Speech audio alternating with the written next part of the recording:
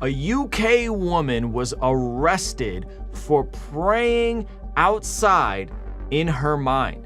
Not praying out loud, not protesting, just praying in her mind. Ruslan. By far one of the most intriguing, confusing stories that I've ever heard that honestly, well, it makes me happy to be an American, okay? I am a patriot. I don't talk about it often, but this story is insane. We got footage to go over. There's an article we're gonna look at. There's some legality things that are happening that is really, really interesting, and we're gonna jump into it. But before we do that, I need everybody to smash that like button one time. It really helps us out a ton. Make sure you're subscribed here. And shout out to our Patreon community. They get all the exclusive, uncut podcast interviews and after party streams. We really appreciate you guys. And I hope everyone here is having a fantastic Christmas season. All right, let's jump into this story. So here we are, okay? This happened in Birmingham, okay? And what was happening was a charity volunteer has been arrested and charged on 4 different counts after she told police she might be praying silently, okay? Her name is Isabel von Spruce, director of A March for Life, was standing near the British Pregnancy and Adversary Services, Robert Clinic in Kings Norton, Birmingham. The police received a complaint from a passerby who suspected she was praying silently in her mind. Let's just emphasize the in her mind part. Birmingham authorities introduced censorship zones around baby deletion facilities, which criminalize individuals perceived to be engaging in any act of approval or disapproval or attempted act of approval or disapproval in relation to the deletion of a baby. Here is the footage. Check this out, okay? Say anything that may harm your defence if you do not mention one question, something which you later on in court, anything you do so may give you evidence. What are you here for today? Physically, I'm just standing here. Physically, I'm just standing here. That's what she said. Physically, I'm just standing here, Mr. Police Officer. Okay. Okay. Why here of all places? I know you don't live nearby. But this is an abortion centre. Okay. That's why you're still. But she acknowledged what kind of center this is. Okay. Is you standing here part of a protest? No, She's not here part of a protest, ladies and gentlemen. I'm not protesting. Are you praying? I might be praying in my head. I might be praying in my head. I might be praying in my head. She's not protesting. She's not making a fuss. She's not yelling at people. She's not splashing animal blood on them and trying to shame them. She might be praying in her head.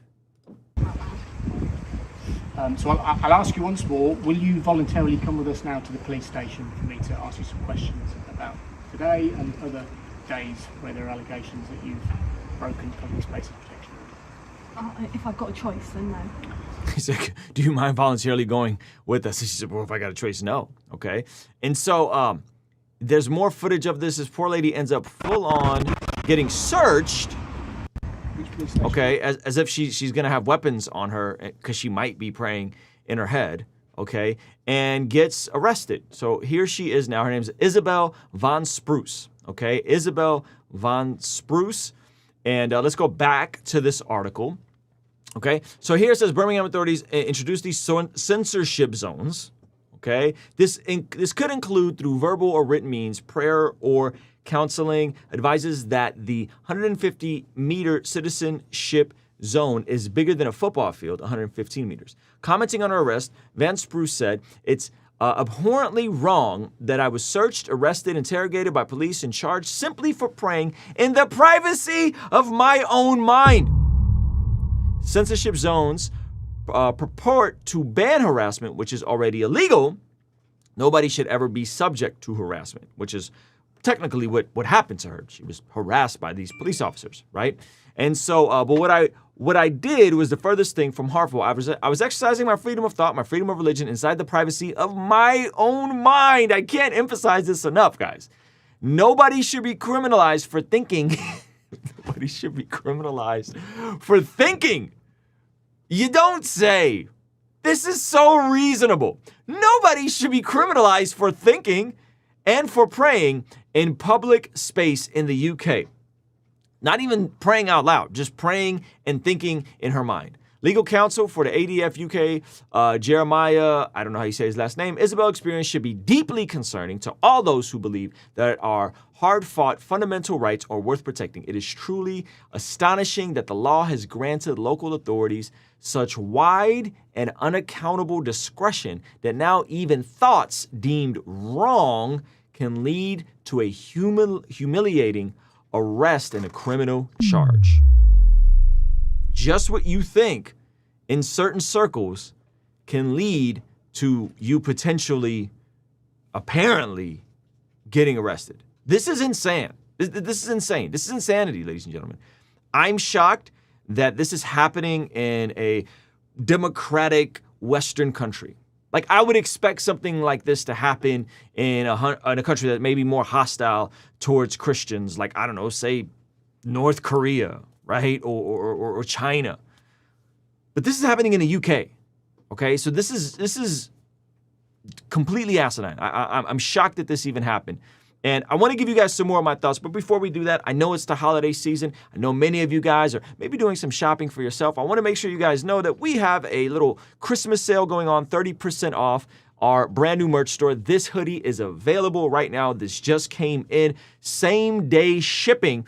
And so if you want to scoop something up, go over to blessgod.shop, pick something up, use the code Christmas at checkout, scoop up some merch, help us contextualize the gospel, and help keep us independent here at Bless God Studios. So, what are my thoughts on all this? Well, I'm grateful that we have freedom of religion here in America. And sometimes freedom of religion is important when you might be holding the minority position with a faith tradition, as now many of us who believe in the scriptures do in this country. And I'm grateful that here we can hold that minority position, at least for right now, without this sort of stuff happening. And I hope that we may continue having this privilege and this right. However, we have to remember that peace with the government and good times and comfort and acceptance was not something that was promised to us by Jesus. That the very statements of profession that Jesus is Lord or Jesus is Messiah, in his context, believe it or not, was saying to the Romans that Caesar was not Lord, that Caesar was not your God. And so our allegiance, like I said several times, our allegiance is to King Jesus. Our allegiance is to him. That's it.